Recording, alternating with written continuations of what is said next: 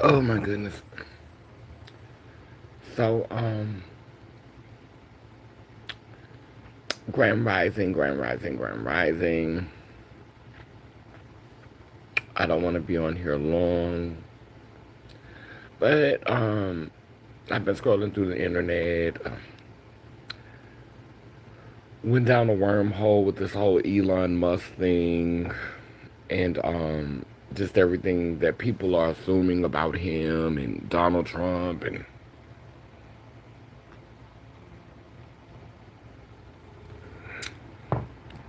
I was about to go back to sleep, and then I saw some messages from one of my sisters who was really, really rooting for, the combination, you know, me and the person that I was talking about in Sad News for Layla and Layla Nation. And it got, and other people have been messaging me, and the theme, I've been hearing words like contrarian, um, and insecure. Well, one of my friends sent me a a song. I think it was by Jasmine Sullivan called "Insecure," and that's what resonates the most for me because it is our insecurities, the things that we are insecure about, that cause us to fight back. Those things that we're not certain of. To be insecure means to not be certain about something. And so I think it's those things that we're not certain about within ourselves, those connections that we're uncertain of because we're not certain about certain things within ourselves. Our own insecurities cause us to um, sabotage healthy relationships, to sabotage fruitful relationships. Uh, yeah. And as a person who's been on both sides of it, who's been in different spaces in my journey, some relationships that I've sabotaged, um, that was a learning experience. I think if you learn from it, and you're healthier and more well-rounded and more balanced as a result of those mistakes or those missteps or those learning opportunities, um, then it was not in vain. And I think right now the goal is for me because I think that, hey, how you doing? I'm still learning and practicing being more secure within myself. And, every day that's a challenge for me because when you're secure, it's learning like, do I have grace for this? Do I let certain things slide? Should I question everything? Like you don't feel the need to question everything that's going on. Sometimes you can give grace, but also being secure in yourself is understanding that you deserve a certain level of respect and you should be treated with a certain level of respect. And so that's that's a form of security too. Like I deserve to be treated with a certain level of respect, and I am going to calmly ask for that. I think I'm moving into a phase in my life where I'm going to be less playful while I'm trying to establish healthy boundaries in relationships moving forward because I think um, a lot of people will act like they can handle you playing with them, and then when you switch to the serious face, they don't really have the capacity because you just finished playing with them. And so um, I think for me, moving forward when I'm developing relationships, I need to center myself more in like this stoic, um, non-playful energy. Like not to be boring or to be mean or to be rude, but to be more centered, in an energy that is not, you're not like confused about the fact that I want to be respected. You know, you're not confused about the fact that I want to be heard and I want to be seen in a respectful way.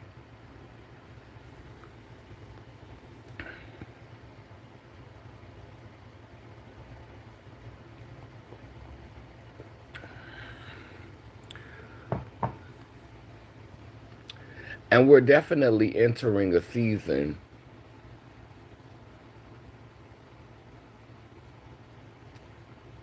And we're definitely entering a season where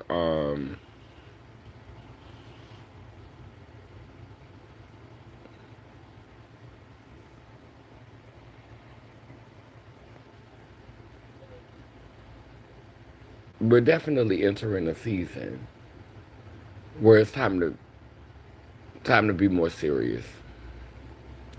You know, you can still laugh and have fun, but if you want to be prepared for what's coming down the line, it's definitely a time to get serious, you know. And to surround yourself in people, thank you, and to surround yourself in people who are secure in themselves. Like, and it's so hard to be, you know, like I want to give a little credit to people who struggle with insecurity because in a few things I struggle with insecurity as well.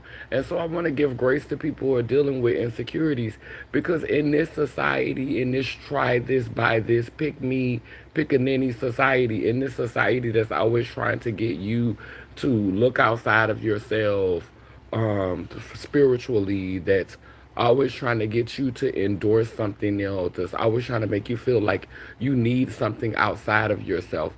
In this society that we live in, we're being programmed to be insecure. We're being programmed to think that we need all of these things outside of ourselves to feel whole. And it's kind of hard to fight that programming because it's coming at you all day on all of the social media apps. And even if you're a person that doesn't get on social media, you don't watch TV, and you are taking that mental time to take care of yourself and you're not going down the rabbit hole and looking in the box to see what the box tells you you should be, like on the movie The Wiz, when the Wiz, every time the Wiz would change the color and tell people what color they were supposed to wear, and I want to be seen in green. You know, that's sort of like what social media does. That's sort of like what media does. That's what the TV does. That's what the internet does. It tells you who you need to be important, who you need to be respected, who you need to matter, pretty much. And so when you have media dictating to you who you need to matter, and even if you're not entertaining it, even if you're not on that hamster wheel or getting in that rat race, there's countless other people who are doing it, and you're going to bump into them if you're not just sitting inside all day. Because because if you order all your stuff offline so you don't have to go outside, then you still got to get on the internet. So you really can't dodge having to be impacted by people who are impacted by social media, people who are impacted by media. Like, one of the things that stood out for me at the presidential inauguration, outside of um, Elon doing the Nazi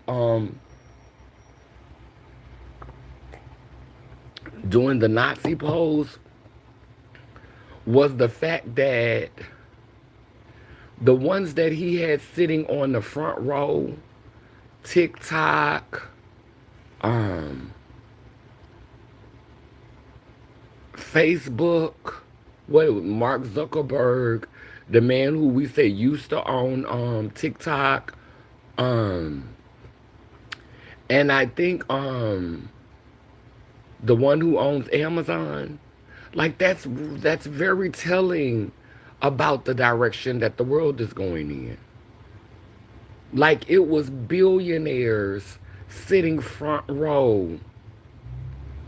And I've learned a new word here lately, and I'm not ashamed to say that it's a new word, and the word is oligarchy. And I think oligarchy is about, thank you, Bob.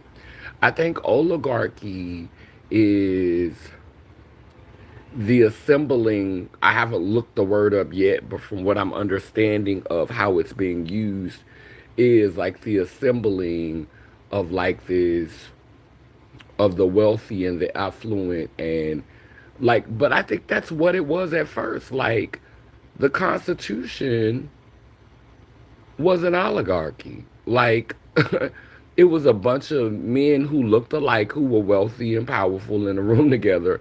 Like, to me, when Donald Trump said, "Make America Great Again," he was talking about returning to the oligarchy, because that was the original intention.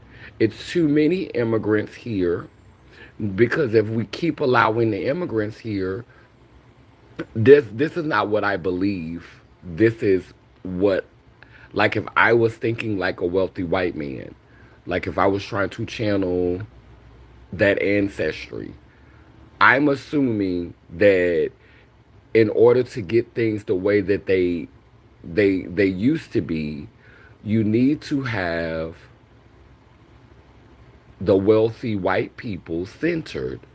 And so you got to narrow out some of this immigrants, because you got a lot of immigrants coming in. You got a lot of Haitians and Jamaicans that are coming in seeking asylum and refuge. You need to get rid of that, because just in case a war break out, you don't want to have enough of them in the country that could actually stand against you. You don't want to have too many Dominicans, too many Puerto Ricans. You don't want too many black and brown people, just in case, it has to, things have to be set back to right through violence. And so you want to um, deport some of these immigrants who are not here to serve the purpose of, and the purpose is to set things back the way they were.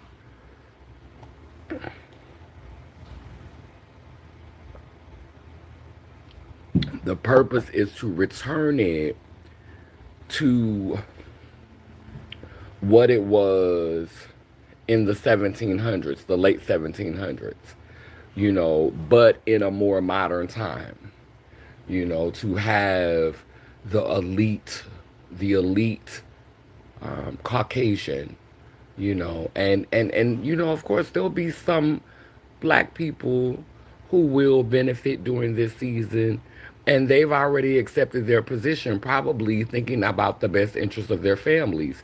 In the most affluent and wealthy homes, there were black people who held high position, who were respected. When you think of a manor, and when you think of a big, home, when you think of a big, beautiful home that has to be run, like Donald Trump said, he said, they're taking black jobs, and so um, for centuries there was a movie. It was called The Butler, where the butler was this black person. We grew up, seeing the first woman, I think, to receive an Oscar. She got the Oscar for playing Mammy, you know, for taking care of some little Caucasian children. And so the mammies and the butlers, they coming back. The mammies and the butlers, and we're seeing that now. And they are proud mammies and they're proud butlers. And we have celebrated the mammies and the butlers historically in this nation. This is not me being messy. This is not me talking down on what it meant, but mammies and butlers are a proud lineage. Mammies and butlers, at this point, they are a part of the Greek societies. They are part of the Masonic. They are part of the Eastern Stars. The mammies and the butlers are really the backbone of this whole society. And so, in order to make America great again, you need some solid mammies and butlers.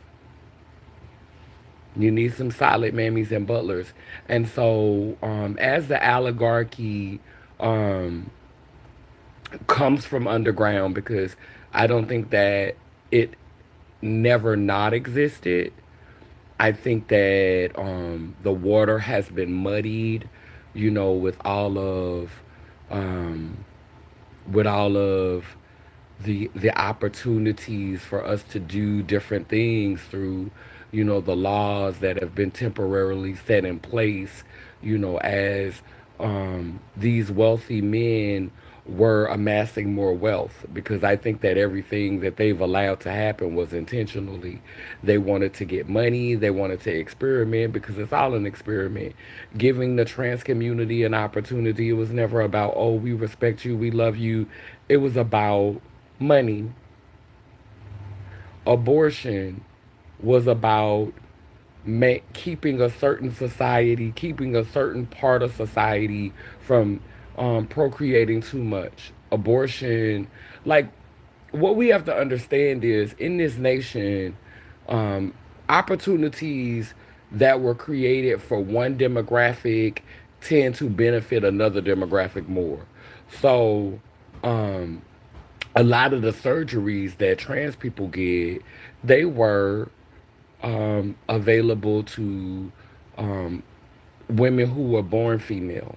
They were those surgeries were for them. The facelifts and the tummy tucks and the butt lifts and all, that was created for biological females who identify with womanhood. And so the surgeries, even some of the vaginal plasty surgeries, because they get those surgeries too.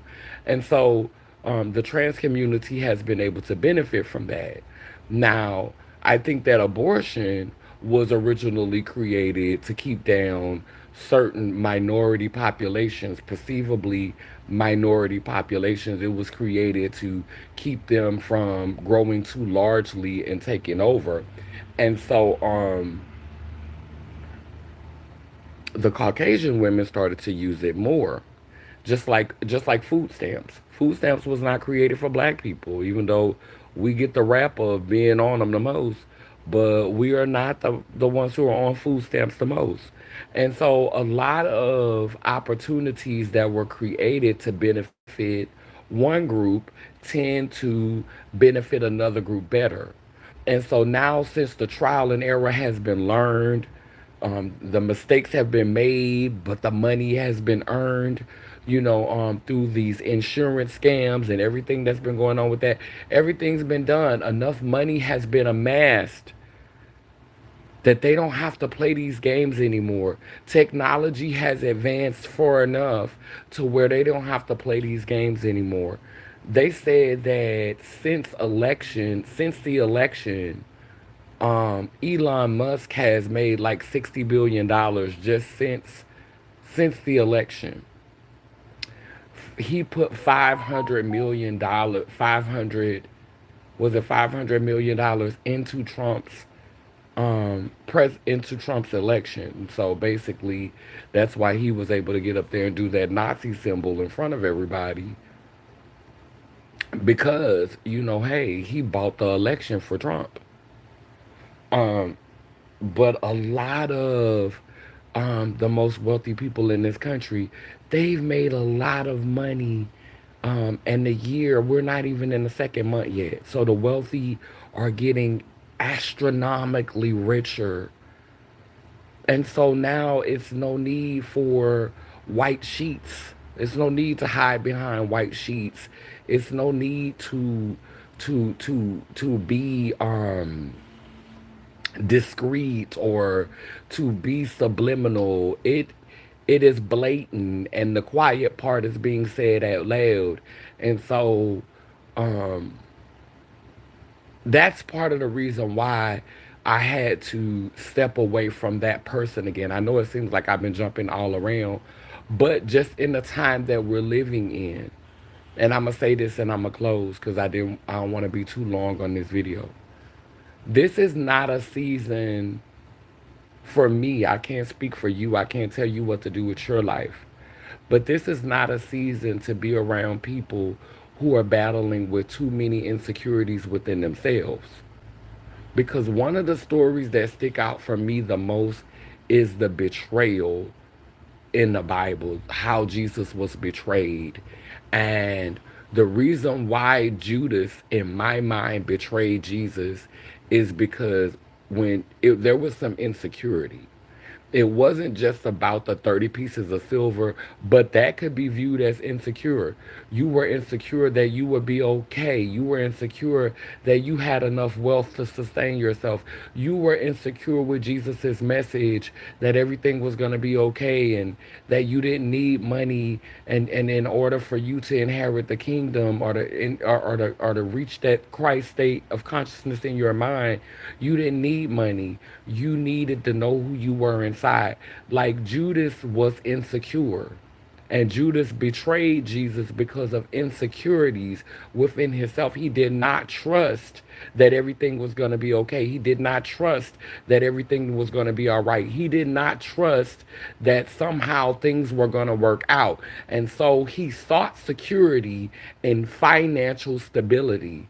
He sought security in an entity and an organization that he saw superior to Jesus. He saw having an alliance with the people who would ultimately take Jesus away. He saw that as an opportunity to create security for himself, but ultimately he ended up killing himself because he unaliving himself because he realized that he had betrayed the very thing that was eternal.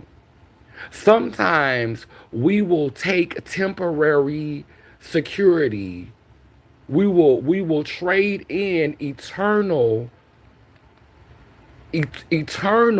something that's eternal, because we have been brainwashed by society to believe that what's happening right now is more important than what will always be happening, what will always be true, what will never change.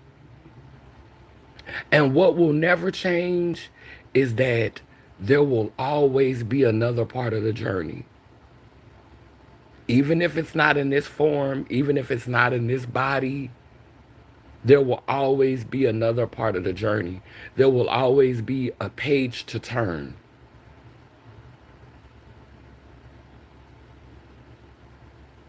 That's certain. It will always be a page to turn. When your story ends in this form, it begins in another form.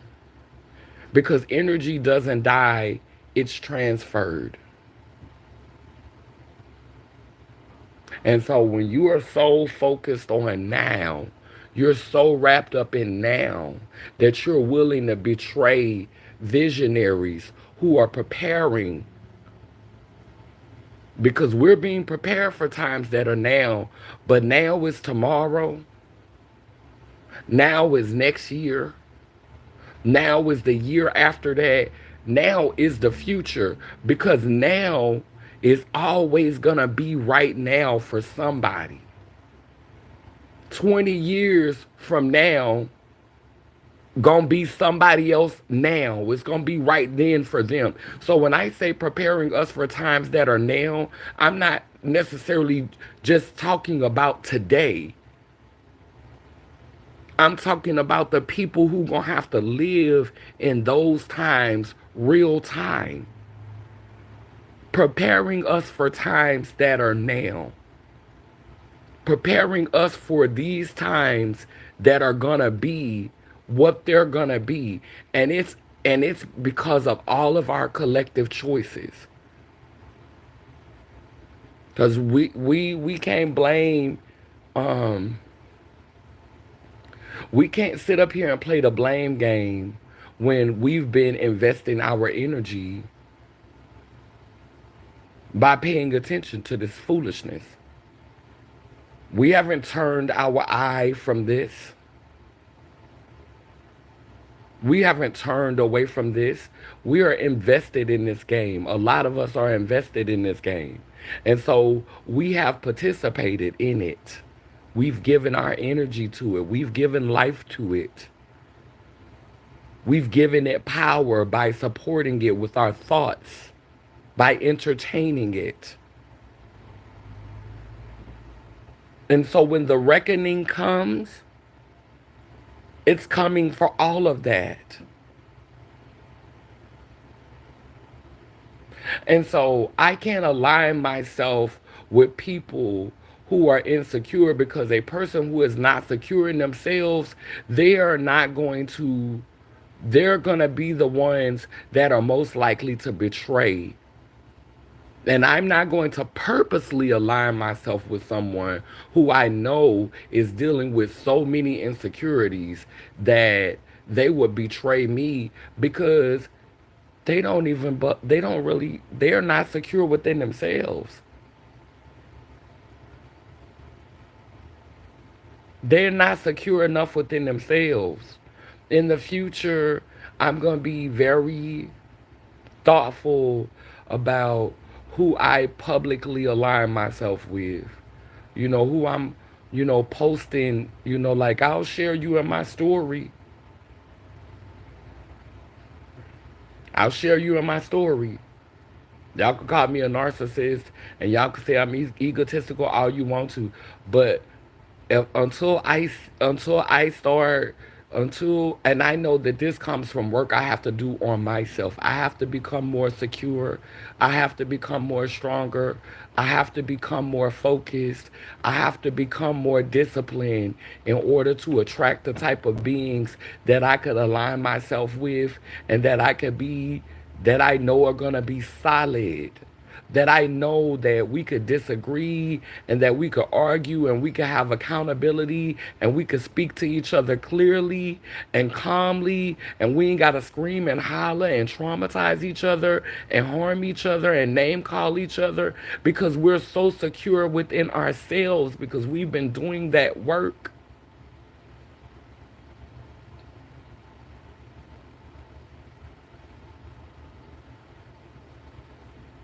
We have so much peace within ourselves, so much clarity within ourselves, so much focus within ourselves, so much joy, so much discipline, so much balance within ourselves, that we can respect each other and we could hear each other without having to yell and scream and be toxic and be harmful, and even the idea of the thought of betraying one another because of our own insecurities.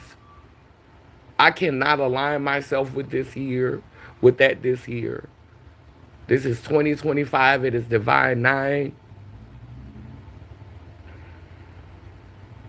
This is the year of the snake.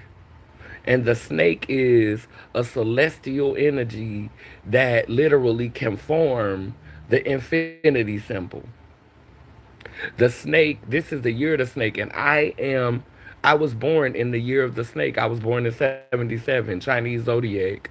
I was born in the year of the snake. This is our year. This is the year of the serpent. And y'all could go to the Bible and make it negative and all that, but wholeness. Yeah, whatever you want, you go with your prophecies and go negative. But I'm talking about Sophia. I'm talking about the rainbow serpent. I'm talking about that kundalini energy. That's what I'm talking about. And so as I step into this year for me, I turn 48, which is 4 plus 8 is 12, which is 3 to Trinity. Then 4 plus 5, 2024, that's 9. 9 plus 3 is 12 again. That's the Trinity again. This is a very, very important year for me, and I have to get my shit together. And my accountability is, yeah, I do procrastinate. Yeah, I do be bullshitting. Yeah, I do be kind of waiting to the last minute to do things. I do be trying to get every moment out before I get, before I get, and that's something that I need to stop doing. Taking advantage of the favor that I receive, taking advantage of the grace. That's where I can hold myself accountable. I ain't talking about nobody else right now but me. And then a lot of people will be saying you being too hard on yourself, and and I love y'all and I appreciate that, but fuck that right now. Yeah, I'm being hard on myself.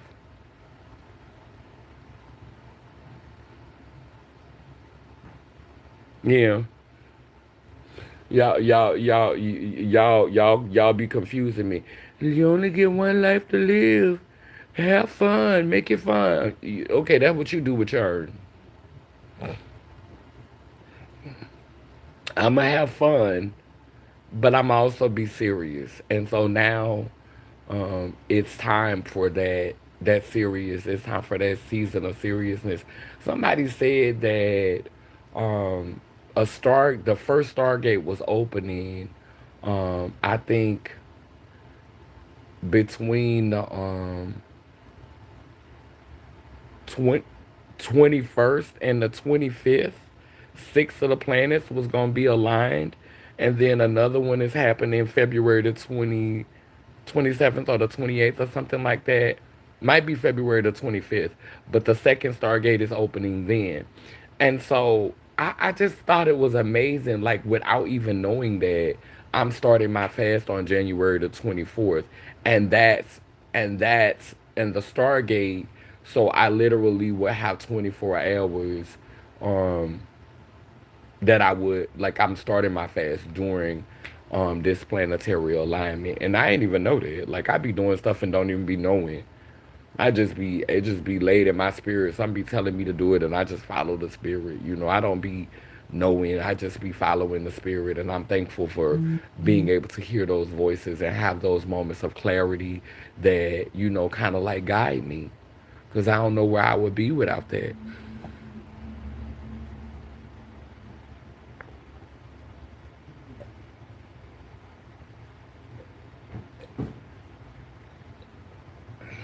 Uh, well, child, let me get off this live. But yeah, insecurity,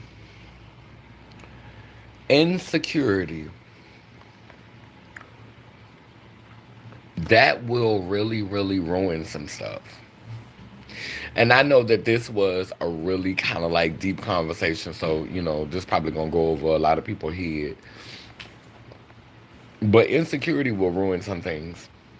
Insecurity will put a halt to some things. Insecurity will handicap some stuff. Insecurity will hobble a work.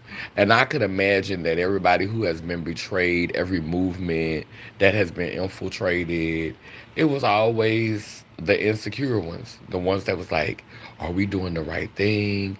Am I going to be okay? Am I okay? Like, that's the doorway in. Finding insecure people. And one thing that this government has done, and one thing that this society has done, it has managed to cultivate and breed a society of insecure people. And like, I be sitting up here saying it's hard to find, a healthy relationship, but it's even harder to find people who are not insecure. It's even harder to find people who really legit love themselves. Like, loving yourself, you are viewed as a narcissist, the egomaniac. Like, it's you're supposed to love something outside of yourself. You're supposed to love a sky daddy. Like, loving yourself and walking in that and embracing that, it looks like you're deifying yourself to people in this society that we've created.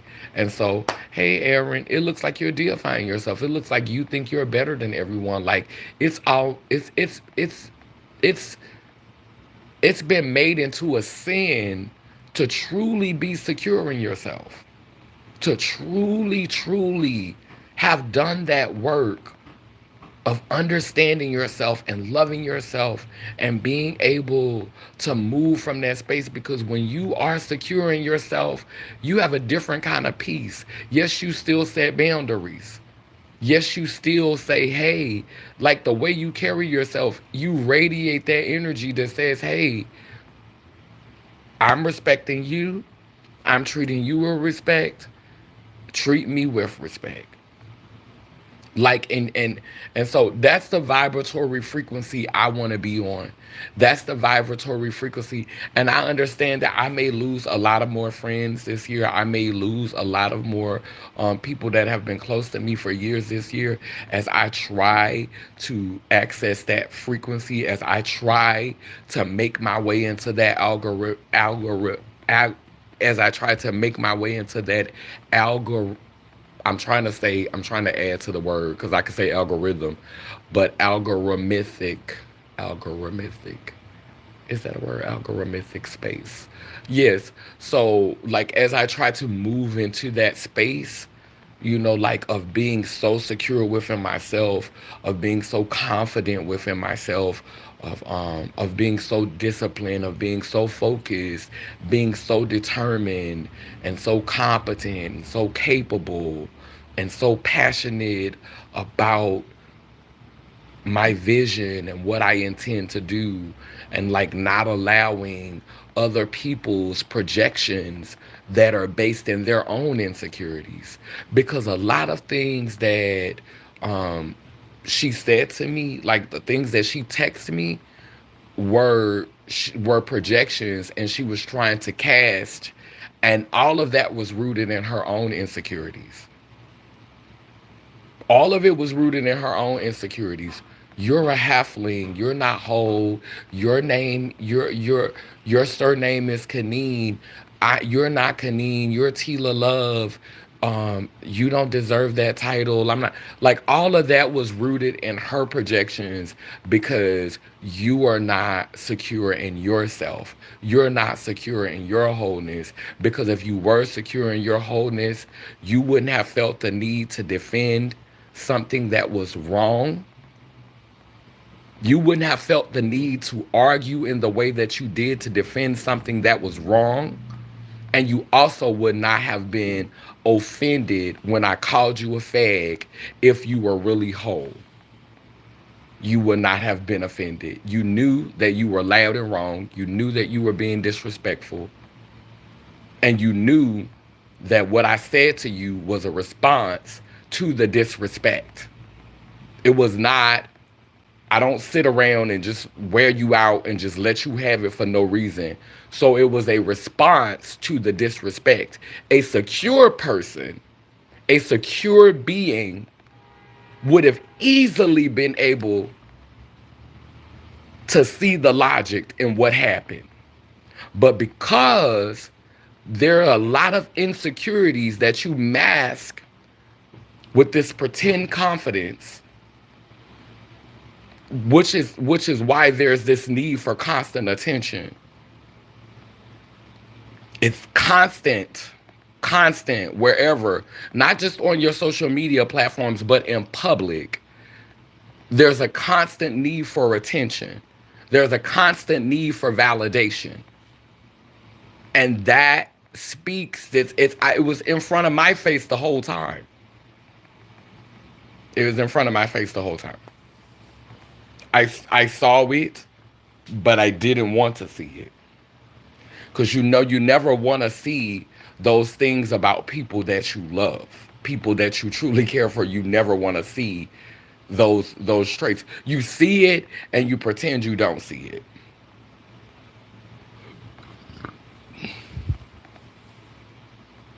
And so this separation was not even about me. This was about even with the other person. Not being able to take feedback, always having feedback, but not being able to take feedback, that's a sign of insecurity.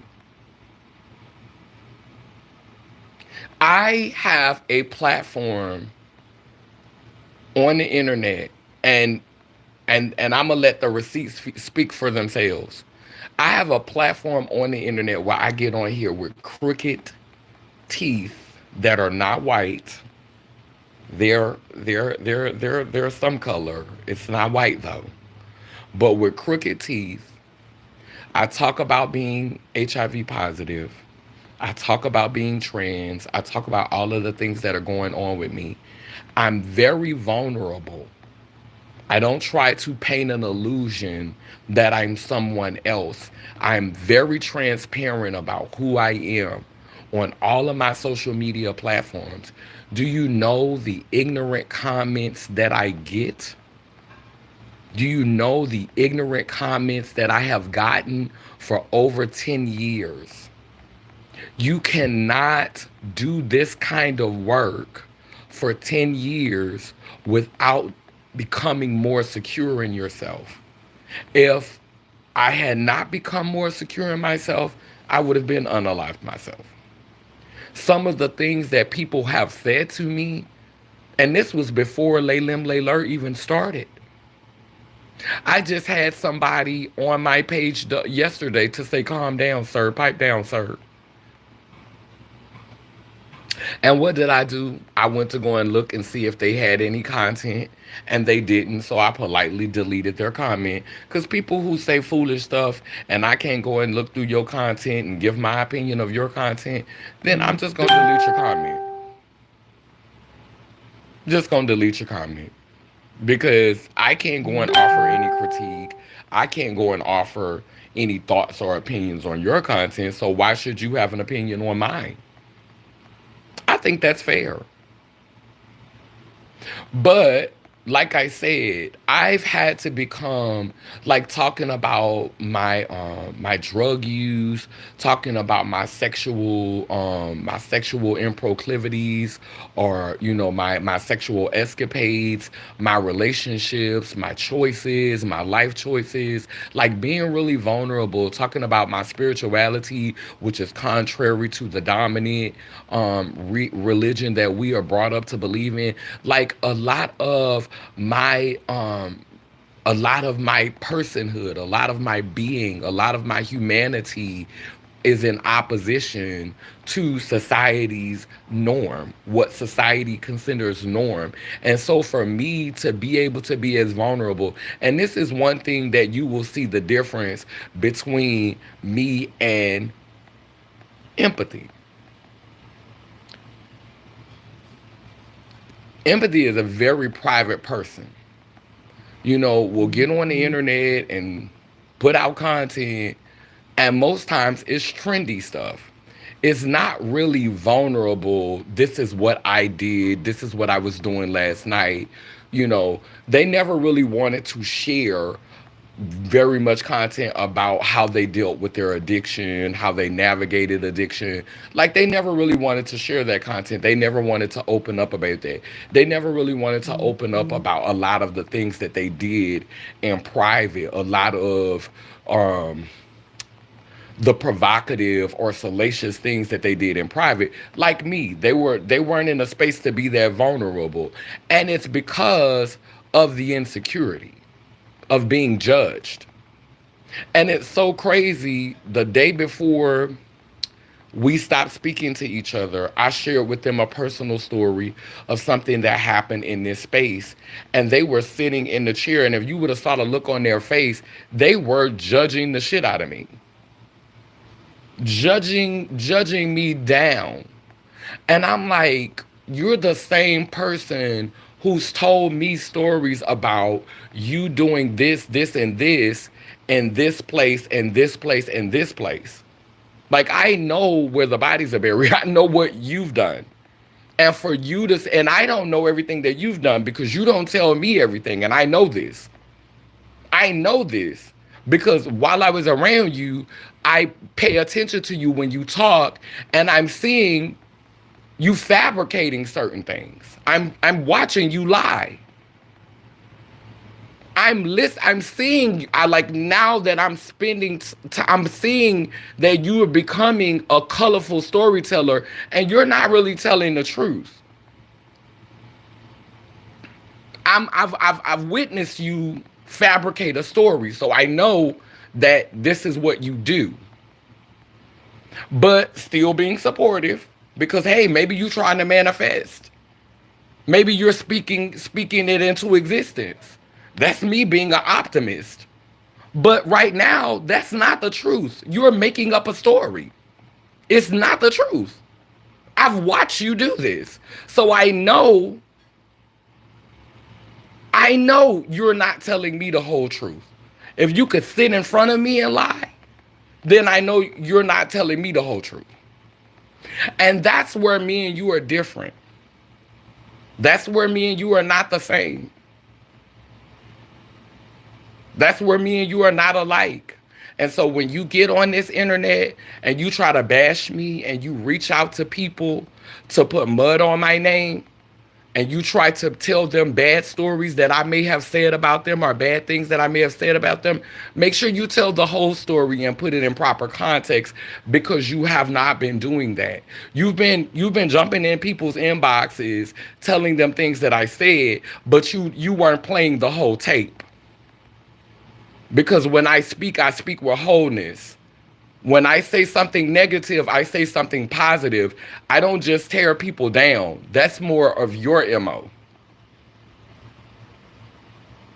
And what gives you that power is how deceptive you've been with your own story. But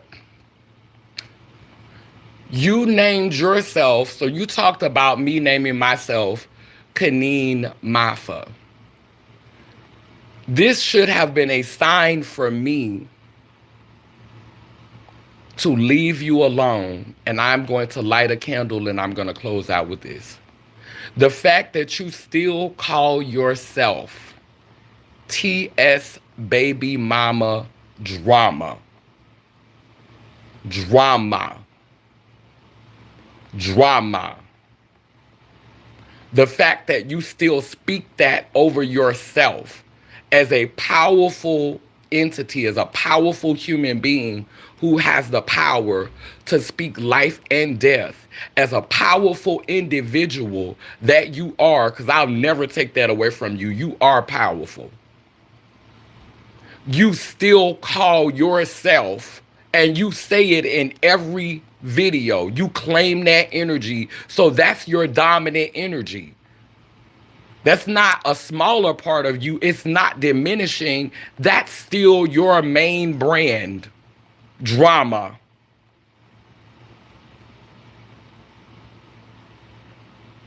Drama.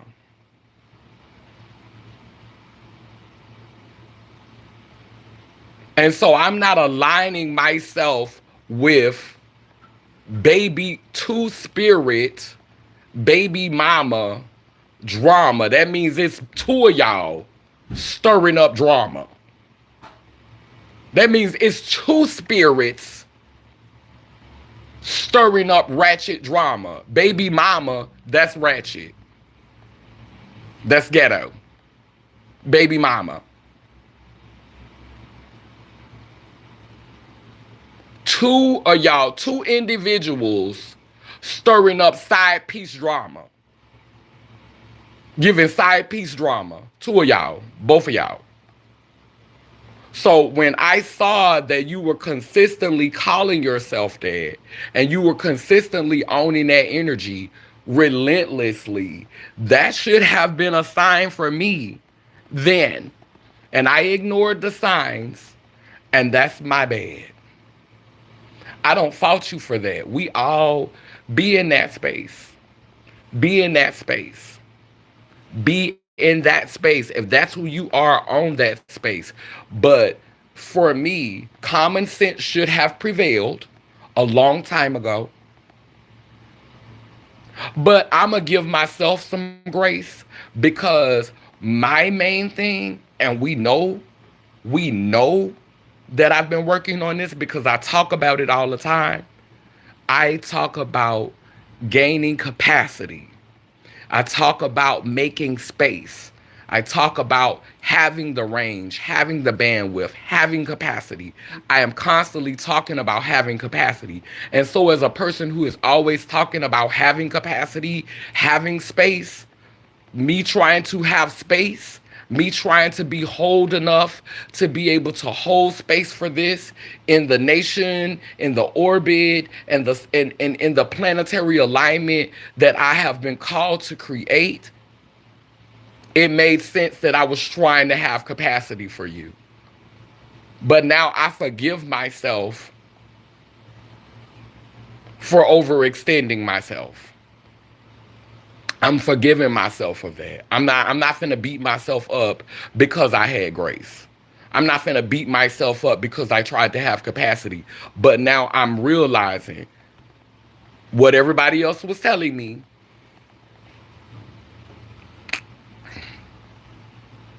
I'm not going to beat myself up. I'm not beating myself up. I'm not putting myself down.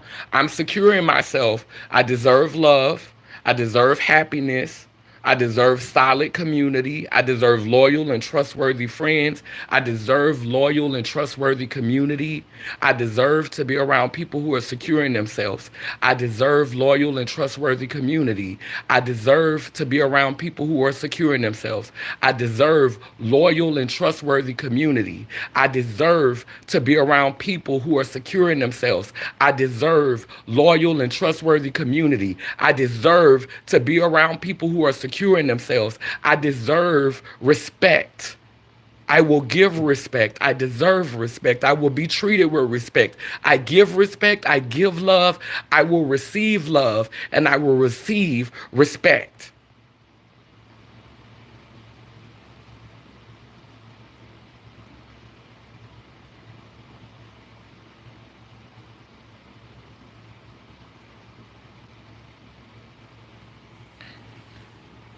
So, but if I'm being accountable right now, if I'm being honest with myself, when I saw how relentlessly this person was taking ownership of of being the harbinger of chaos,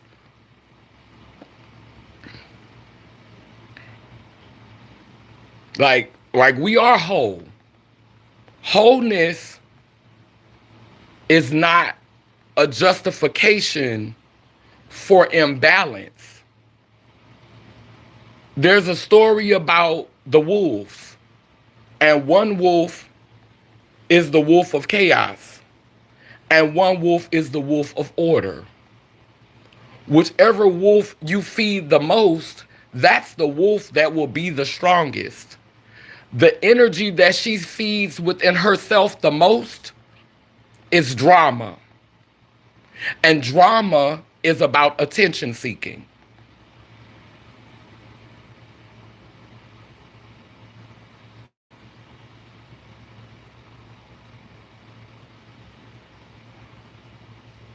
Drama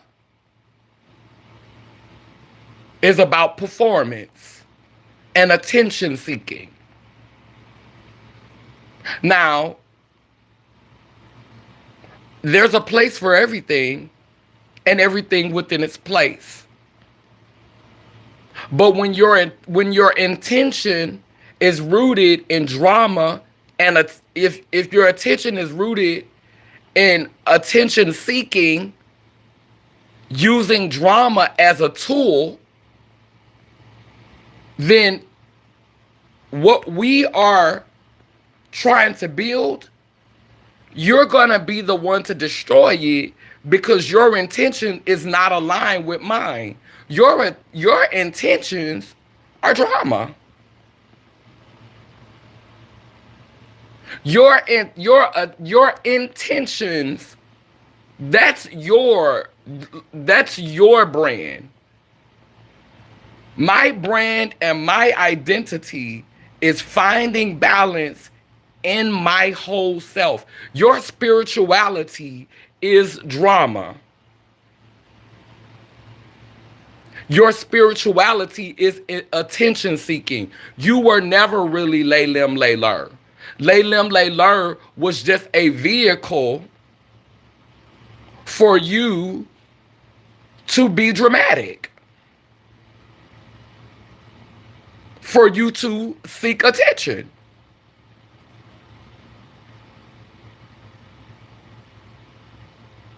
And how we know this is every time me and you fell out, you stopped talking about it. Your language changed. You went right back to baby mama drama.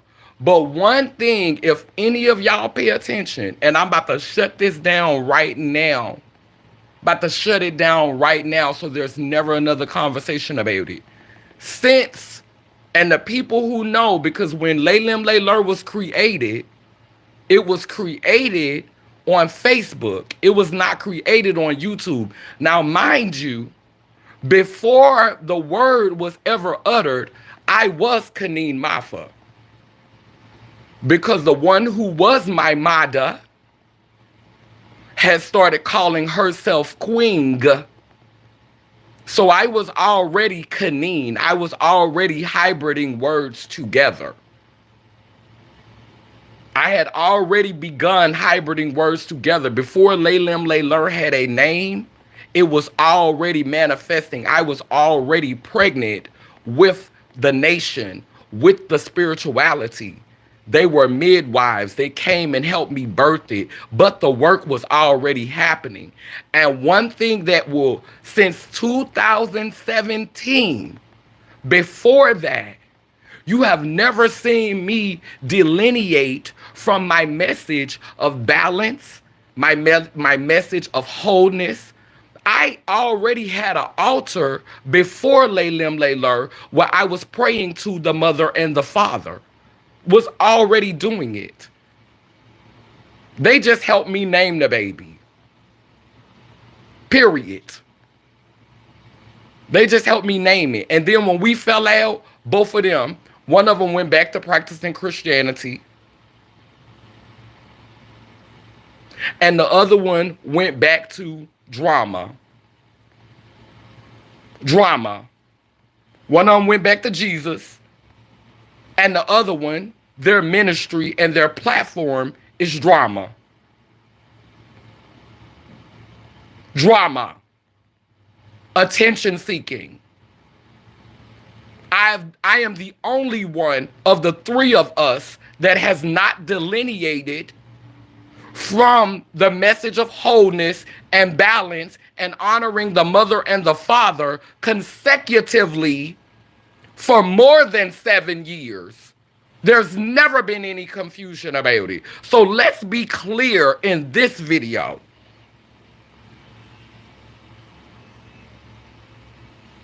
Like that little dragon used to say on that TV show, in the case of Laylim Layler, you are not the mother or the father.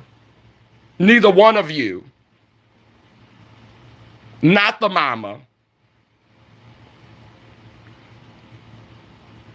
Not the mama.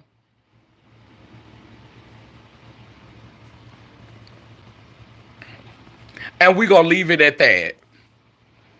You're the parent of drama. That's your ministry. And the other one is a Christian. Period. Period. I want to make sure I make that clear in this video. You used my platform, my child,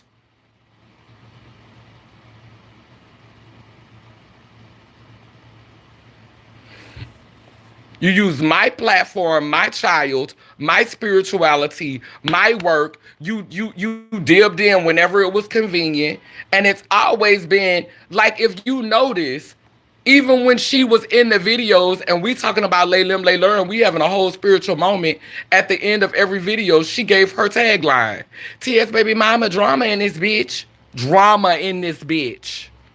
Fucks with me, I fucks back immediately and forever" type shit. She did it in all of them. All of them. Go. You can't do it. You can't really do it now because I started setting a lot of stuff to private. But if you really, really, really think about it, in everything that I've ever done with her, she always made sure that she centered her real ministry, which was drama. She sat up and this gonna get real spiritual, because you know the devil had a gift for music. And I've always loved beautiful voices. And I love her voice. I love her singing voice. And that was what kind of lulled me, because to me, I felt that we sounded good together. And I rarely find people who I harmonize with well. And so that was the deception. And I'm not going to say that we are not tied together cosmically. I'm not going to try to erase that. I'm not going to say that we weren't meant to meet each other. I'm not going to say that she wasn't meant to be in my life. I'm not going to erase all of that. I'm not taking all that away. I've told this story to her. When I was 14 years old, the only time that I could have actually had sex with a female and impregnated her, I was about 14 years old. On a different timeline, if I would have had sex with her, empathy could have been my child, because I'm exactly 14 years older than empathy. The only time that I could have actually impregnated a female, I was 14 years old. I am 14 years older than empathy. So, because I understand that, but there are parents and children who are mortal enemies. Just because you're my offspring, Cronus ate all his children, and Zeus had to go get them back. Cronus had ate the children because he knew the children was about to overthrow him. The gods have beef with their own children.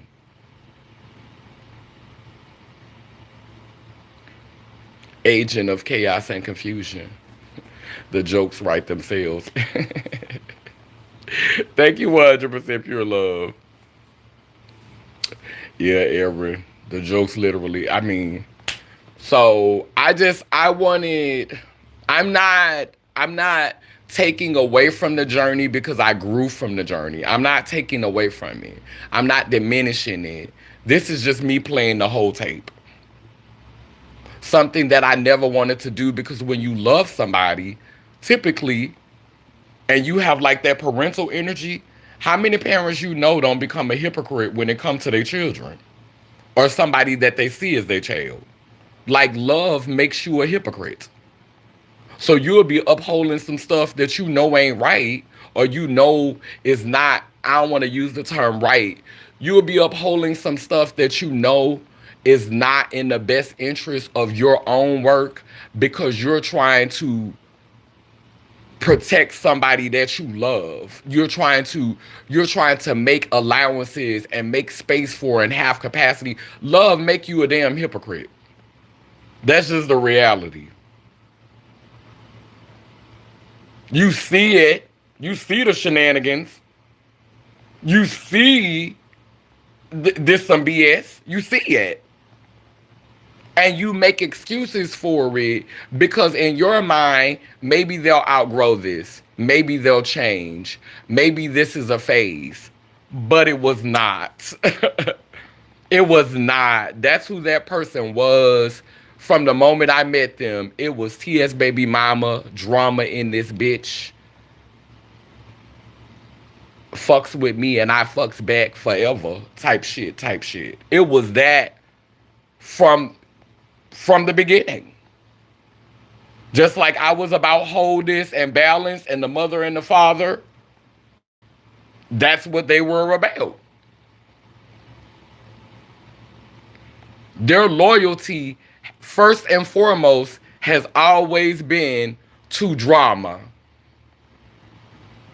The loyalty, that's the takeaway.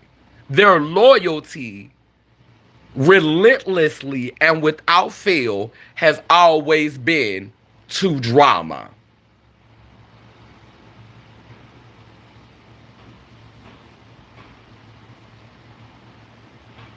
Yes, love will have you dimming your light for someone's insecurity.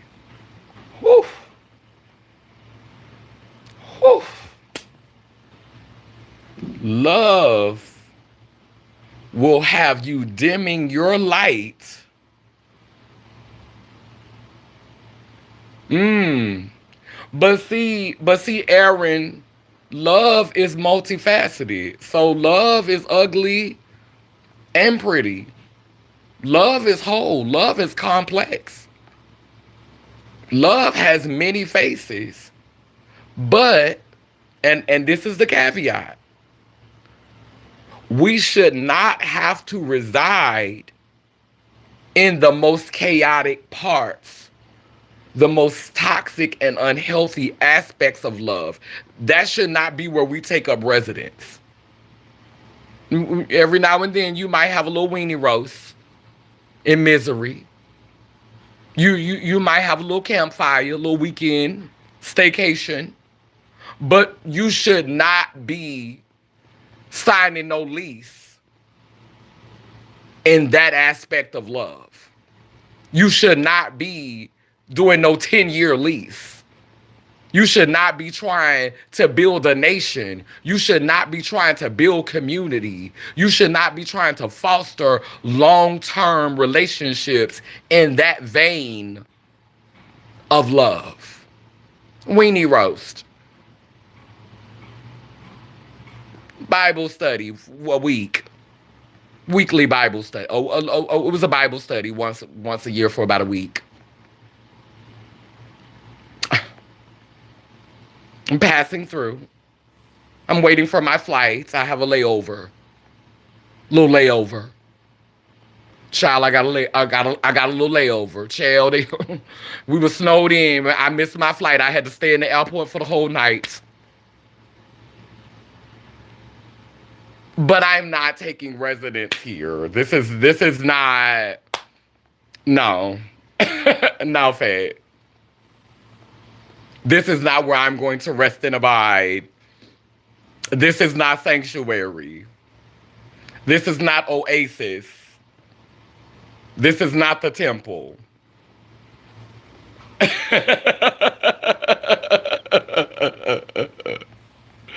Right.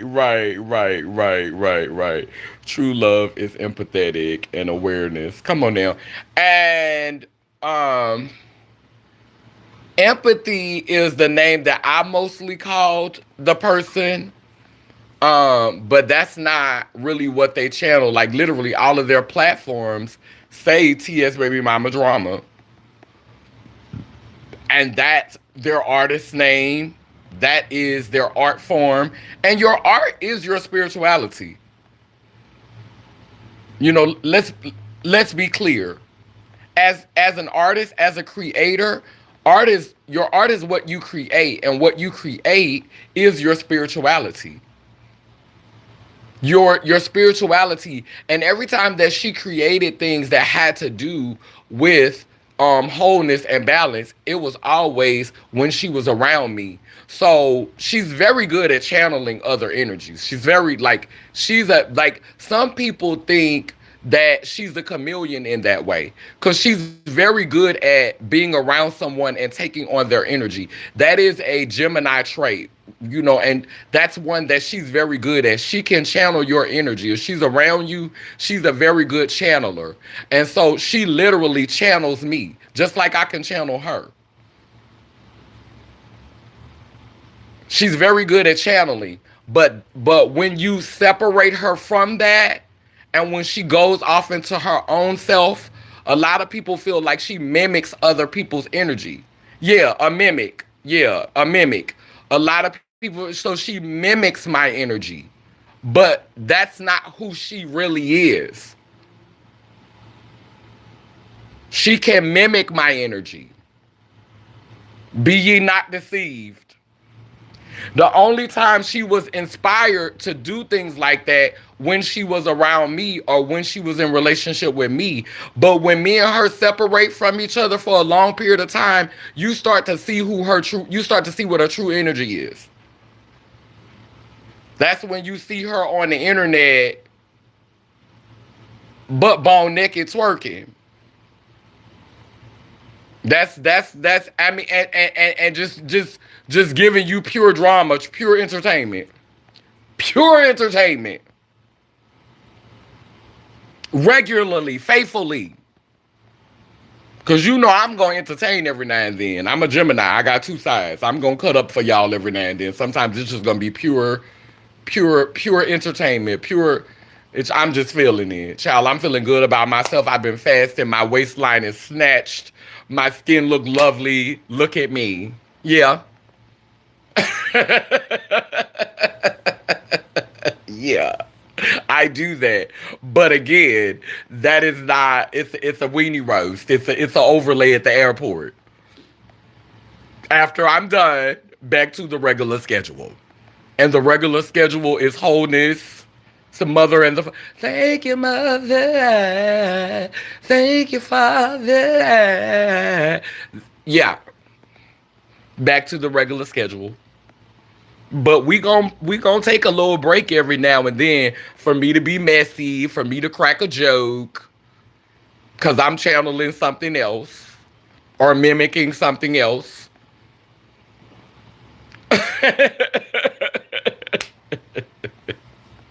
Right, right. That sounds like borderline personality disorder. Yeah, and I mean, I see that in her.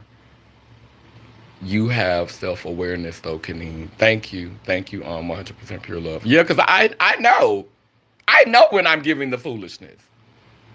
I will come back and talk about it. I will come back and be transparent, and I'm not gonna try to make excuses for it. I'm gonna say I was it was a weenie roast. We were being foolish. It was fuckery. I'm not gonna try to rename it. I'm not gonna try to repackage it and call it something else. Cause I hate when people do that. Don't hand me a cup of piss and tell me it's lemonade. It's piss. And that's okay. That's okay. Just tell me what it is so I can decide whether I want to drink it or not.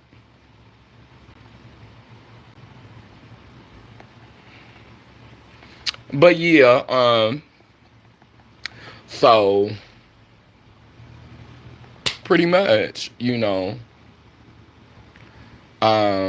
were I learned a lot. And I mean, I think it's about ego. Um this is why corporations are able to do what they're able to do. This is why white America is able to do what white America does. In the black community, in the black indigenous community, and in the trans community, oppressed people, because we are so focused on having our own identities and having our own platforms, it speaks to how we can't come together. And Lay Lim Lay Lur literally is about wholeness. It's literally about balance. And the reason why a lot of people will not claim it or own it is because they know that I've been the one that have been doing the work the most. And so it's like you're disappearing into something that I birthed. It's like, Okay, I'm no longer me no more. I'm Lay Lim Lay Lur. I don't have my own identity. What about my work? What about my art? And see, this is why white people are able to be successful. They don't struggle with that. They're focused on building. They don't mind taking over another entity and all of the entity becomes one name. And they're doing different works and it's under the umbrella of that. They don't like they understand how to build. They understand how to build. They understand how to build collectively. The space that I have been creating has space for so many things. But there has to be an allegiance. There has to be loyalty. You cannot confuse the message when we're saying Lay Lim Lay Lur Nation, and then you're hollering TS baby mama drama in this bitch, fuck with me, I fucks back. That's confusion. And this is a prime example of what happens in our community.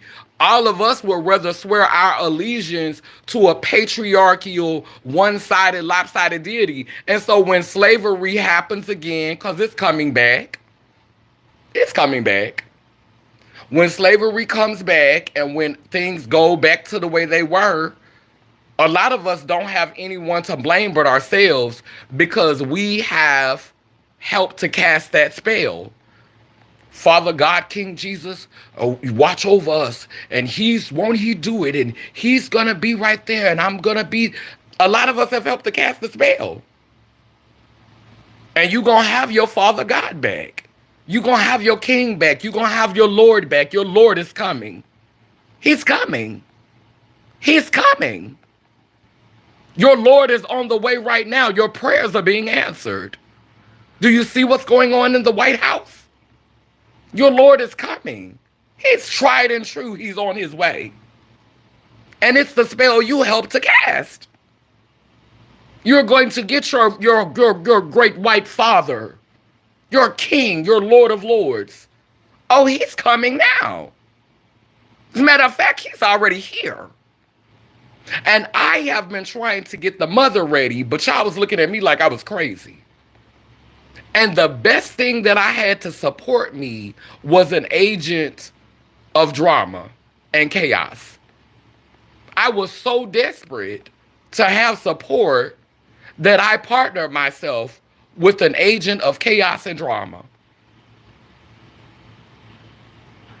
I take responsibility for that.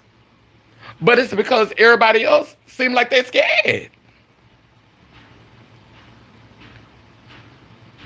And I wanted to believe in the person.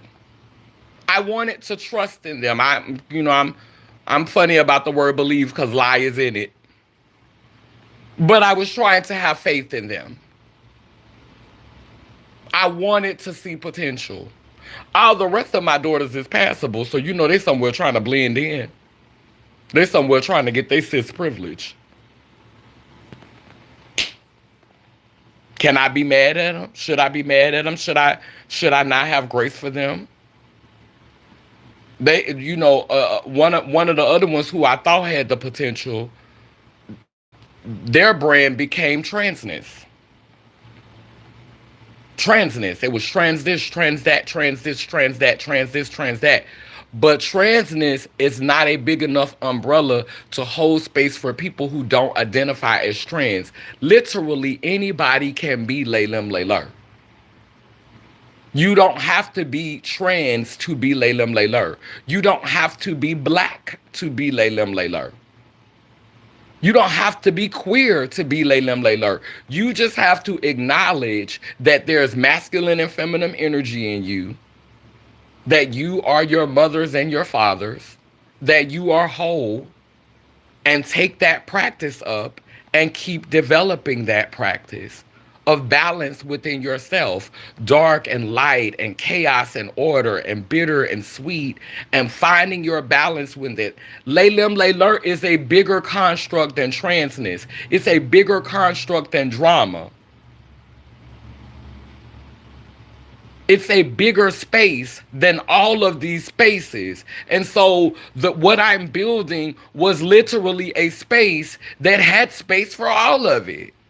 But when you have people that are working with you that are so insecure about themselves that they always feel like they need to be promoting what's gonna be acceptable by the status quo,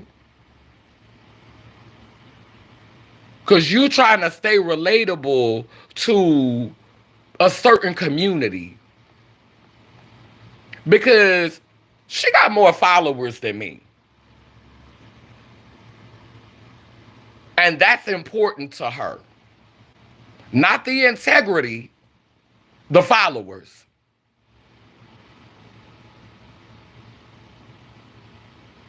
Not the integrity of your message, but the followers, the viewers. Because your energy is drama. And so if nobody's watching the drama, if you ain't got no viewership, your ministry is weak.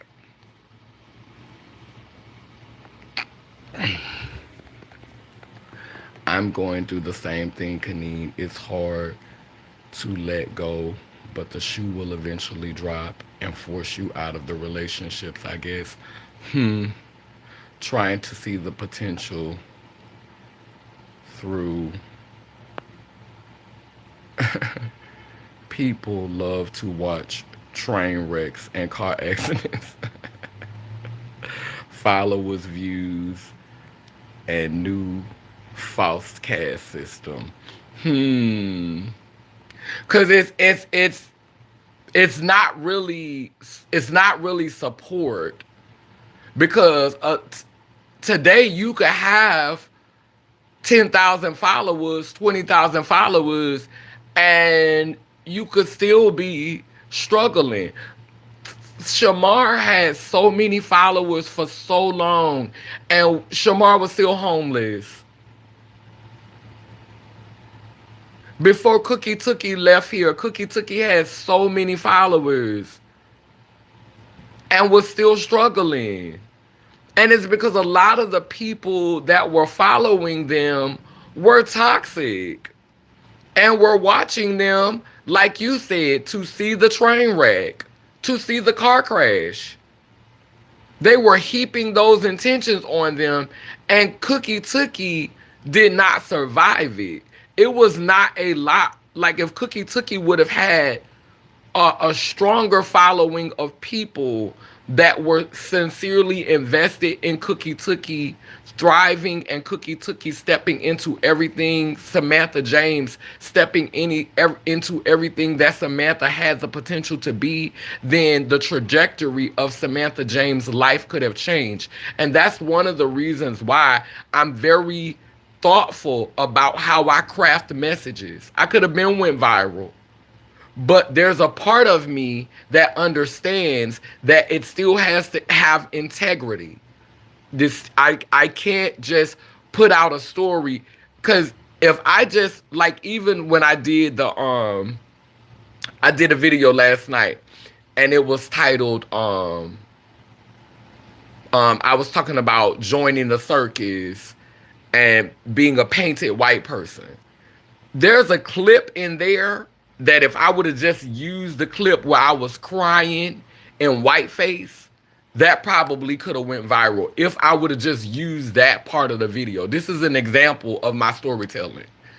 If I would have just used that clip and made it look like I was crying and literally begging to be a part of white privilege and willing to paint my face, and if I was willing to paint my face every day like that, eventually I would go viral. If I could seriously invest in sitting in front of the camera every day with white face paint on, crying, eventually I will go viral.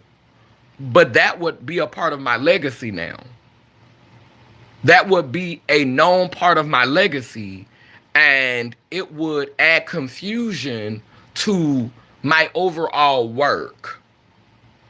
And so the integrity that I have won't allow me to do that. But like I said,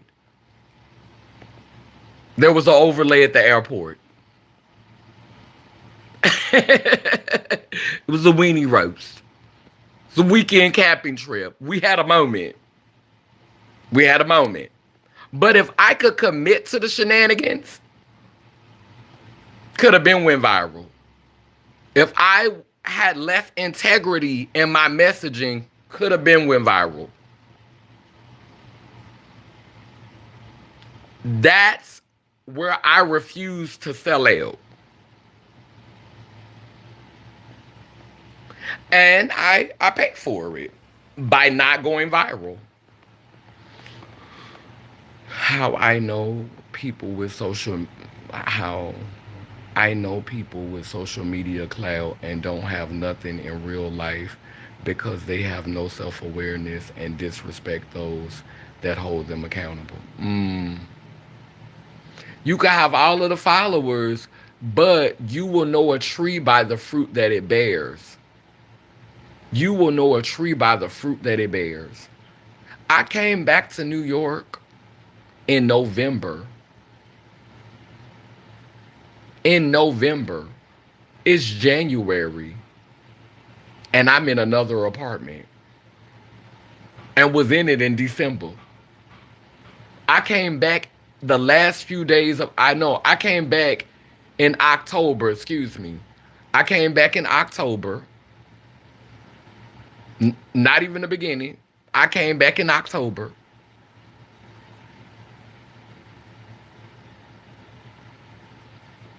It might have been September the 31st because I stayed with Lynn for a month. And then I went into the shelter system in November. I was in the shelter system for a month and a half.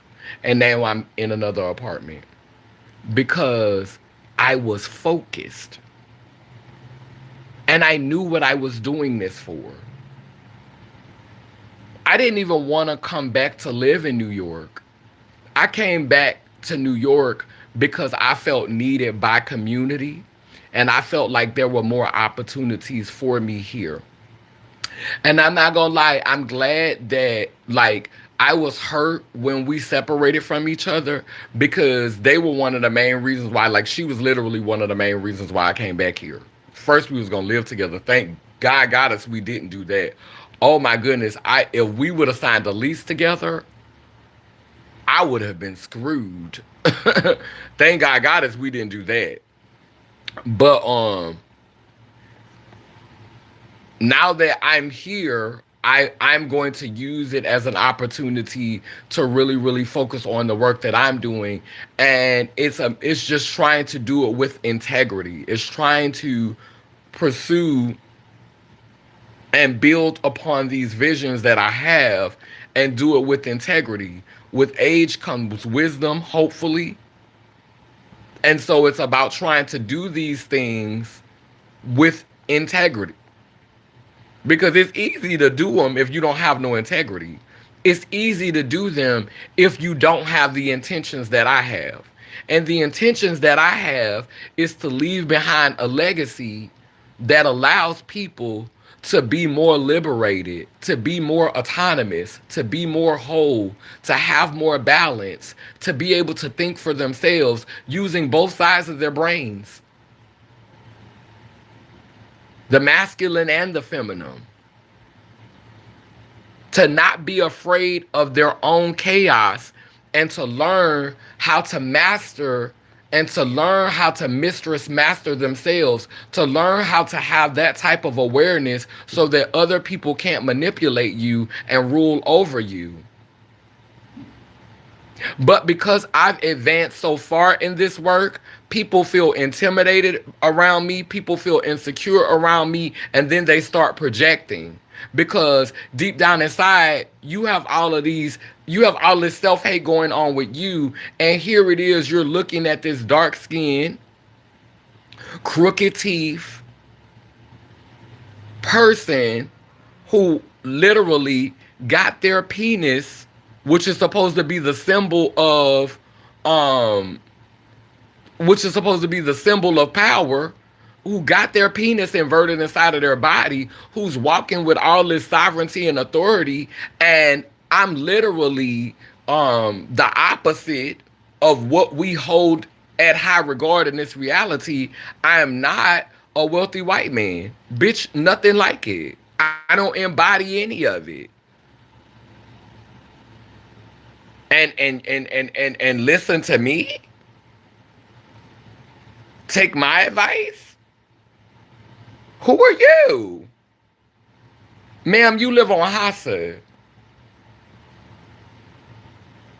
You don't have no money.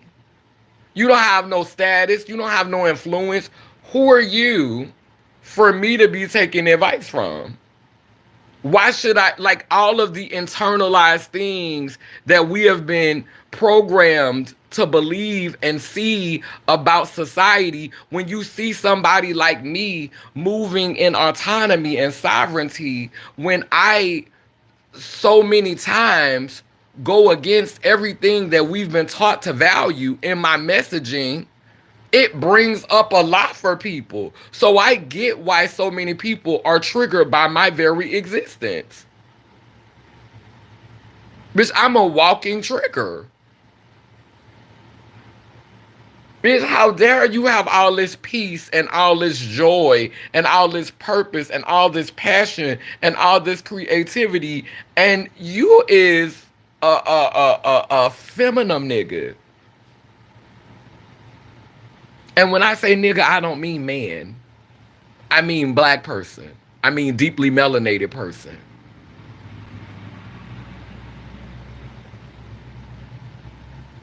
You are a feminine nigga.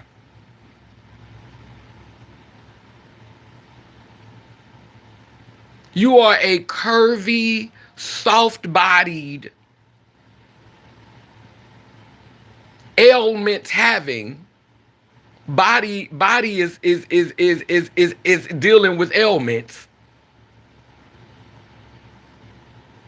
You've mutilated yourself.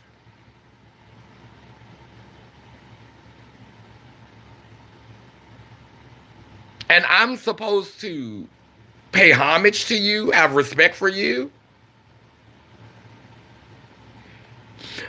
But this is the thing. If you've ever watched like movies, they always tell you the truth in the movies. In the Bible, it even says Jesus will come like a thief in the night. And some of y'all ain't gonna know who it is. And I'm not comparing myself to Jesus because I'm my own entity. Jesus was Jesus. I am Christed though, because I am self-aware and I am evolved. So I am Christed. I am one of the Christed ones. Amen. Amen. But when you watch these films and these movies about the gods and the goddesses and the divine beings and even the sorceresses and the powerful warlocks and those beings, a lot of times in the movies, they will literally come to you in the form of a bum, in the form of a beggar, haggard, run through, worn out. Like how wealthy people disguise their wealth so that they can meet people who are not simply around them because they're wealthy. Imagine a truly divine being coming to you in all of their splendor. How would you know that you are following them because their divinity is obvious? You can see the light that came to you in all of their splendor.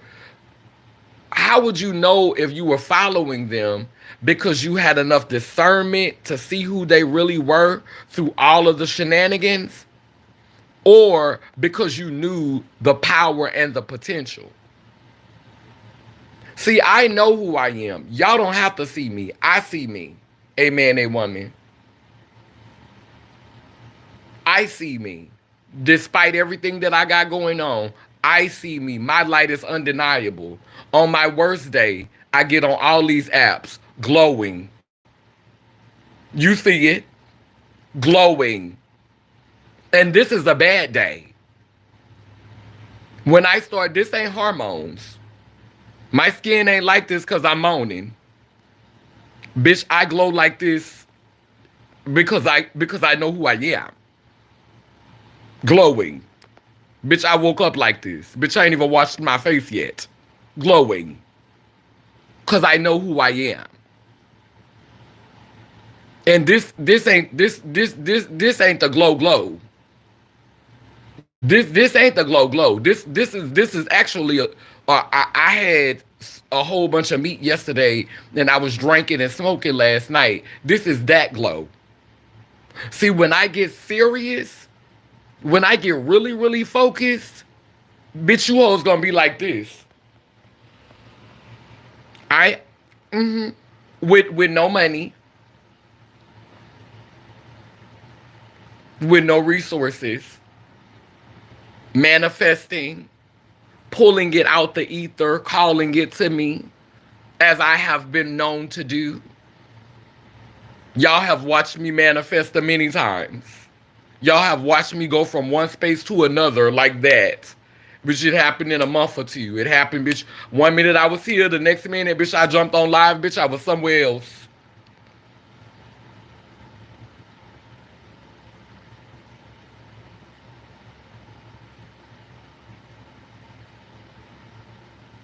So we just gonna say that I know who I am. You ain't gotta know who I am. And like I said, it's been a lot of internalization, and a lot of people see me, and a lot of people are intimidated by me. A lot of people are afraid because they think that I'm on some type of demonic shit. And that sounds like some shit you need to work out with your therapist or or the person you believe is your creator, because the energy that I serve, the frequency that I exist on, it's about balance. Dark and light are kindred.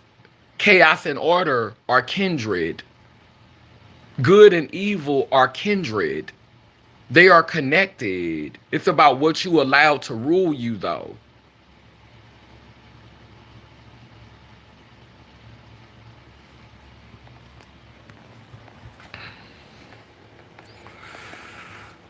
But y'all, let me go ahead and light a candle in this video, because I do want to light one before I get ready to get off, girl. Chair the bells and started talking. Y'all know I started off this video with some coffee. And so, yeah, chill. I got to relieve the body. This is the age of Aquarius now, Aquarius season. I hope the world is ready to lift up all the way up as a two-spirit indigenous American and stop giving power to the rich white man. I know that's right. And people is saying that, and I'm gonna close out with this. People is saying that the snow is symbolic of everything that's going on in the world, because it haven't snowed in New Orleans in like 15 years. But I'm a little bit of a conspiracy theorist, and I think that the reason why it snowed all over is because it wasn't supposed to be no protest. Because if it would have been warmer in certain places, people would have been out rallying, people would have been out protesting, and that would have been an incantation into the universe speaking against this administration. And so they revved up that machine. They revved up that machine, and they made sure that people was getting white Christmases so that they wouldn't be out there rallying in them streets doing their magic and doing their spell work on inauguration day. But who was doing it was me. It's nothing. I did my little one too. I did my little one too. During the inauguration, I was doing my little one too. Be ye not deceived. I was at my altar during the inauguration while it was live. And y'all were taking pictures in the snow.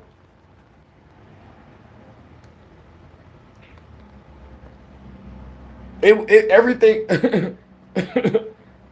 If you wanna be somebody, if you wanna go somewhere, you better wake up and pay attention.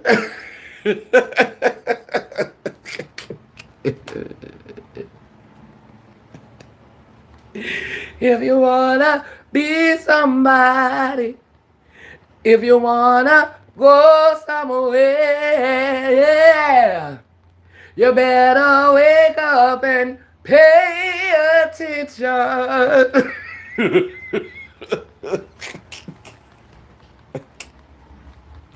Woo. Everybody was out in the snow.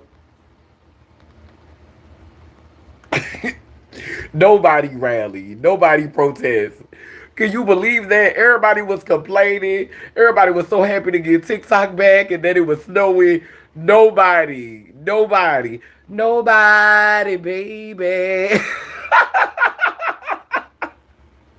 No resistance, Mookie. The children were the children were spellbound and captivated by the snow and having TikTok back then. Yeah. Anyway,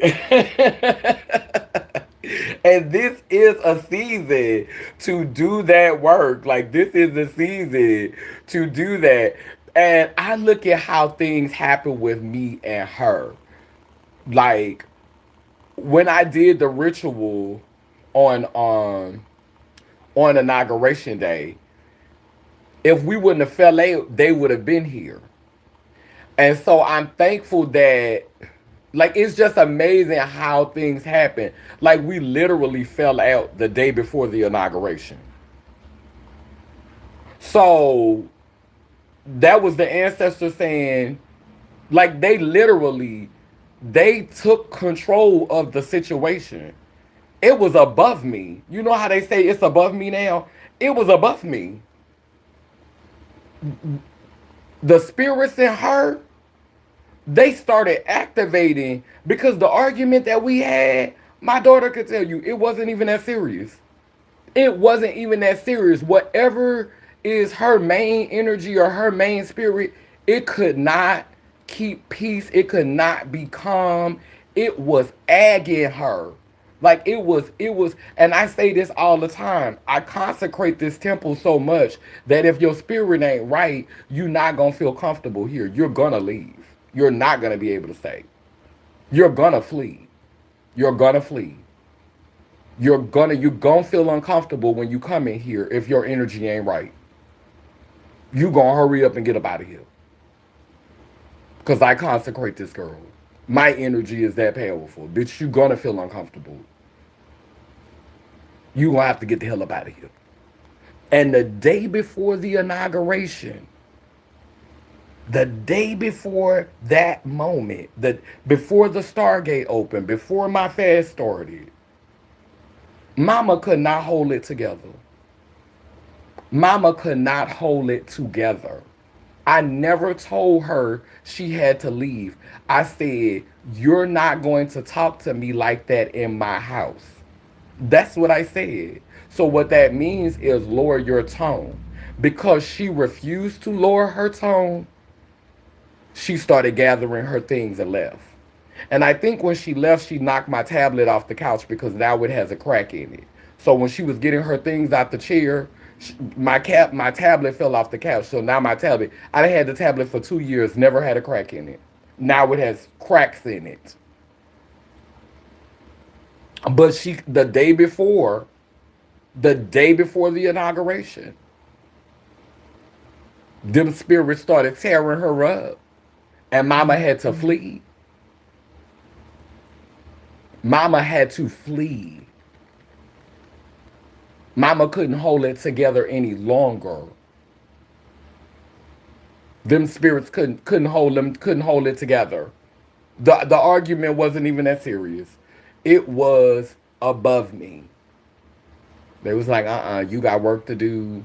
You getting ready to start your fast. You need to be focused for this inauguration. You need to be doing your little 1-2. You need to be getting ready for your big one. This is a distraction. This is a messenger of distraction, and the platforms are not aligning. The drama jumped out. The ruling energy took over. And it had to. It had to. It had to. Because the work that's about to happen now is against that spirit's best interest. So that spirit had to say, "Oh no, we're not gonna be a part of this. With the work that you doing and the stuff that you, nah. Let me get mines up out of here." Cause baby, when I tell you Miss Baby left up out of here screaming and hollering and fussing like they was possessed. And when they was leaving, I was saying, "All right, love you, be safe." They were still screaming and hollering and yelling and calling me names, leaving the house. They were still. I had to calm down because I was more concerned about their safety than anything. My maternal energy kicked in, so I stopped arguing. I wasn't about to walk them to the train station because I wasn't about to listen to them shenanigans all the way to the train station. But my mother spirit picked in. My mother spirit kicked in when they got rid, because I always walked them to the train station. So when I got them to the door, I stopped screaming and hollering. I stopped yelling because at the end of the day, you are a black trans person, and we live in a world that obviously doesn't too much care for us. So I will never let my last words, just in case some shit went awry, I didn't want that on my conscience. Which the last time I saw you, bitch, I'm arguing with you saying something crazy to you. So I didn't want that. So I changed. My energy changed. I said, I love you. I said, be safe. They were still. Cause fuck you, old bitch, and da da da da. Oh yeah, honey, they was going in. Them spirits. Yep, the demons was the demons was irritated. They said, "Oh no, fuck this. Oh no, we can't. We nah. This is not our ministry. We can't keep doing this." It was bigger. It was above. It was this shit was bigger than Nino Brown. Definitely was. It was done. It was a done. When you if you'd have saw how she left up out of here, if you'd have saw it, you was like, well, damn, hot. My daughter didn't even understand. She thought we was playing.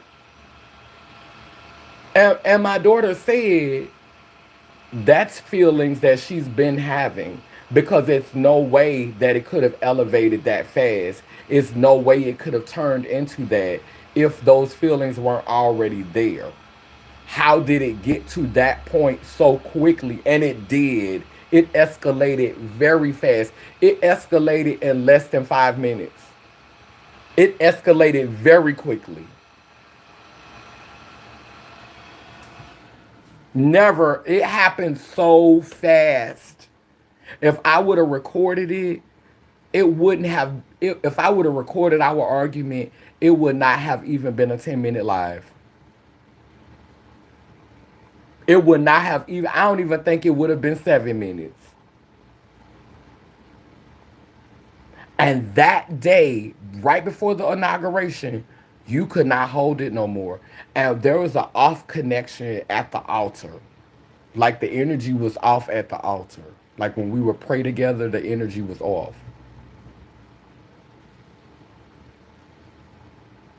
It gave, yeah, she been feeling that way. Yeah.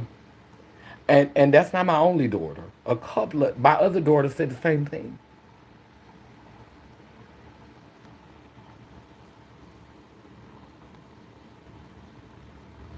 Mm. Triggered, triggered, bittered, and bothered. And so it was definitely time to separate from each other because at that point it was it was doing more harm to the work. You know, it was doing more harm to work to the work. So I had to face facts with that.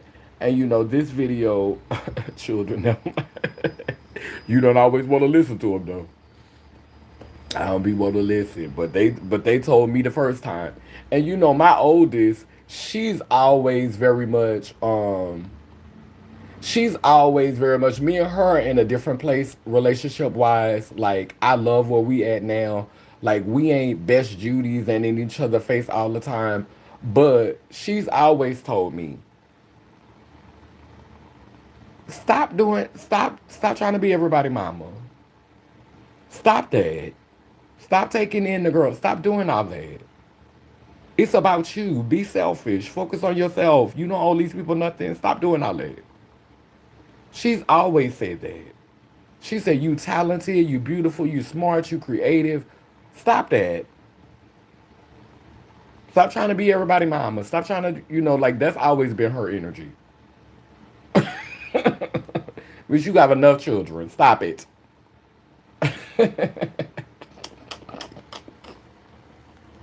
And I ain't listen. I ain't listen.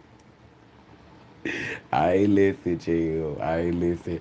But I'm being more cautious about, the people that I claim as children, doing a better job of vetting them, not always putting them on camera, not always having them in everybody's face. Like, because the vetting process is longer now. I'm not just letting people in and just being like, hey, like I'm not just doing all that. Like, I'm being a lot more cautious now. And it's because of learning experiences like this one. Yeah. But the candle is lit. So we are acknowledging the past, the present, and the future, the mother, the father, the offspring. Um, I'm gonna start saying a new incantation in the future, but I'm gonna say the old one for now. But one of the things that I want to interject into this closing now, and y'all may hear me say this a lot more often, you don't have to be filthy rich to stand on business. Wait, hold on. You don't have to be filthy rich to stand on business, a man, a woman. I'm gonna start saying that a lot more. Um, But down but now that I say cool, it keeps spinning and turning. Ian Gani, Iyanko Kalukalo, which means I am a child of God Goddess. And if I am, you know you are. Bound and round, both circle and square. We too speak life, so operations beware. Sending healing to those in despair. El Babosoa, which means we come in peace, no harm to any lay lim lay lur.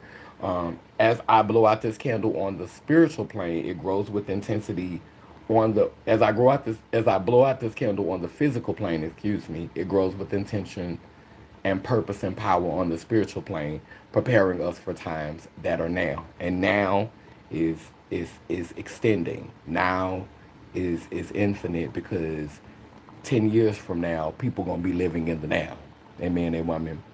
But thank you for the feedback that I received from Snatch Power. Of course, my moderator, 100% Pure Love. Aaron, you always dropping gems. I really definitely appreciate everything that you contributed to the conversation. I love y'all, and um, today is my last day to give a mile cut up, because as you know, tomorrow begins my fast, and I've already started the to I've already stopped having sex. Yeah, I haven't had sex since that, since the last little story that I told y'all. Um, I've been, weaning myself off that, and I've started to announce that. Last night, I almost got tempted to go and try to get me a coin, and the ancestors were like, "No." They was talking to me so heavy, and I felt, the implications of what could have happened if I would have went against what I was hearing in my head. So, yeah. But tomorrow starts the heavy fast. I was able to go and spend time with Lynn last night, with my elder sister. She healed from her surgery. She's looking lovely. Um, we went and spent time with her last night, and it was nice. We went and had a cocktail, and we smoked a little bit, and we talked, and we had, like, the camaraderie and the sisterhood, and the community. It was very nice. And so today, I think I'm a puff a little bit today, but this is gonna be my last day doing that. And then tomorrow, that's when I'm really, really gonna kick in full fledged to the fast. So, Yeah, I may pop on tomorrow, or the day after, just to to speak to y'all um, during the window, during the window because it is a window. So I may pop on to speak to y'all during the window of the sixth planetary alignment, but then I'm gonna kind of like focus on me, and I'm gonna take a couple of days not to put out content, but just like to recenter myself, to get back into the exercising, to get back into meditation, and just to start preparing myself because I'm about to be traveling soon. So I think people know with social media. I know people. Yeah, I think I read that one already. I had scroll back up to the top. I'm puffing right now. I will tell Lynn you said, hey. All right, I love y'all, and I will talk to y'all soon. As I blow out this candle on the spiritual plane, on the physical plane, it grows with intention and purpose and passion on the spiritual plane, preparing us for times that are now. Ashe. Amen, a woman. Lay them, lay learn. Love y'all. Later.